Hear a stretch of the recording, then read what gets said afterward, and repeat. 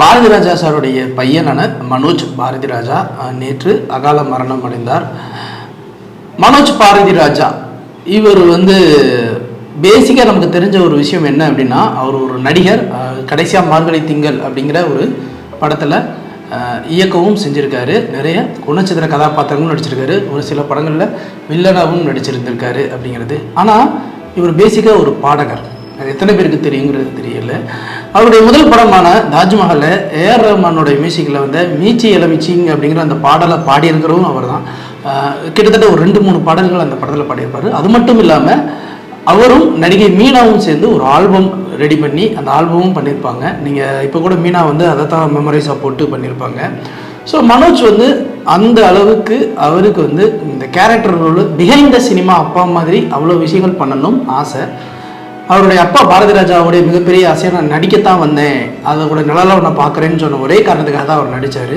அவருக்கு பிடிக்காத ஒரு தொழில் நடிப்பு அப்படிங்கிறதையும் தாண்டி அப்பாவாக ஒன்று பண்ணி நடிப்புலையும் ஜெயிக்காமல் பின்புலமாக இருக்கிற எந்த ஒரு விஷயத்திலும் பெருசாக ஜெயிக்காமல் அவருடைய லைஃப்பில் நிறைய கொஸ்டின் மார்க்ஸ் உள்ளே வர ஆரம்பிச்சது.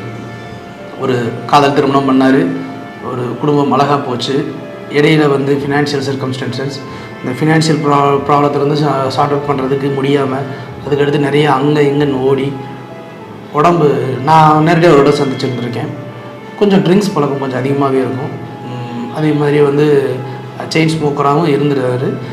இது எல்லாத்தையும் தாண்டியுமே பழகக்கூடிய ஒரு மனிதர், நல்ல மனிதர். அதாவது அவர் ஓவராக நம்ம அந்த ஒரு பெரிய டைரக்டரோட பையன் அப்படிங்கிற ஒரு இருமாப்போட என்றைக்குமே எங்கேயுமே பேச மாட்டார்.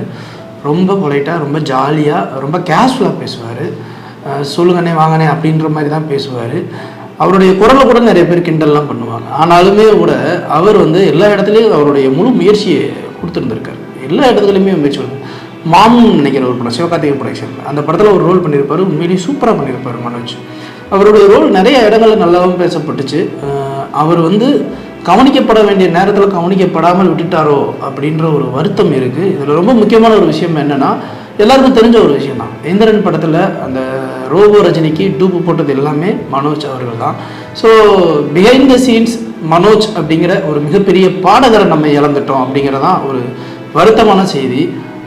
இதில் இன்னொரு ஒரு துக்ககரமான செய்தி என்ன அப்படின்னா, இயக்குனர் எம் பாரதி ராஜாவுடைய ஒரே பையன் மனோஜ் கிரியேஷன்ஸ் அப்படிங்கிற அந்த ஒரு பெயரில் ஆரம்பிச்சிருக்காரு. அவருக்கு எவ்வளோ வயது அப்படிங்கிறது தெரியும். தமிழ் சினிமாவின் மூத்த இயக்குனர் அவர் தான். இப்போது அவருக்கு ஆறுதல் சொல்கிறதுக்கு ஆள் இல்லாமல் தவிக்கிற அந்த தவிப்பு இருக்குது பார்த்தீங்களா, அது ஒரு கொடுமையான ஒரு தவிப்பு. தன் தந்தைக்கு முன்னாடியே ஒரு தனையன் இறக்குறது அப்படிங்கிறது ஒரு சாதாரண விஷயம் கிடையாது. அது யாராலையும் அவ்வளோ சீக்கிரத்தில் ஏற்றுக்கொள்ளவும் முடியாது. இந்த இடத்துல இவர் பாரதி ராஜா அவர்களுக்கு தான் நம்ம நிறைய ஆறுதலும் சொல்ல வேண்டியது இருக்குது. கண்டிப்பாக சார், எங்களுடைய அன்பும் ஆதரவும் எப்போவுமே உங்களுக்கு உண்டு. இதிலிருந்து நீங்கள் வெளியில் வரணும் அப்படின்றத நாங்கள் வேண்டிக்கிறோம். ஆனால் இது ரொம்ப கடினமான ஒரு விஷயந்தான். இன்னொரு பக்கம் மனோஜ் அவர்கள் அப்படிங்கிற அந்த ஒரு ஆளுமை, எல்லாருக்கூடையும் நல்லா பழகக்கூடிய ஒரு சக மனிதர் இன்னைக்கு இல்லை அப்படிங்கிறதையும் தாண்டி அந்த இடம் ஒரு வெற்றிடமாகப்படுது. அவர் திரைத்துறையில் பெரிதாக சாதித்தாரா அப்படிங்கிறத தாண்டி திரைக்கு பின்னால் அவர் நிறையவே சாதிச்சிருக்கார். அது எல்லாமே வெளியில் சொல்லப்படாமலே போயிருக்கு அப்படிங்கிறது தான் அழுத்தமான உண்மை.